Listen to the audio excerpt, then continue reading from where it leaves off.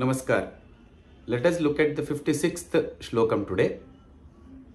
Ajo Maharahas Swabhavyo Jitamitrah Pramodanah Anando Nandano Nandah Satyadharma Trivikramah. Ajo Maharahas Swabhavyo Jitamitrah Pramodanah Anando Nandano Nandah Satyadharma Trivikramah. Let us see the namas in this shlokam.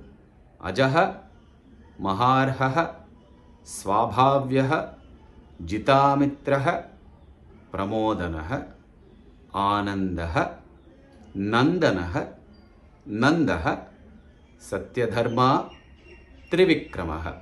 10. Let us repeat the shlokam a couple of times again.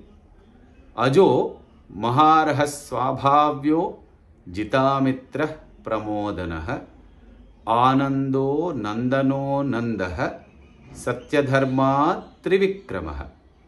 Ajo Maharahas Swabhavyo Jitamitrah Pramodanah Anando Nandano Nandah Satyadharma Trivikramah.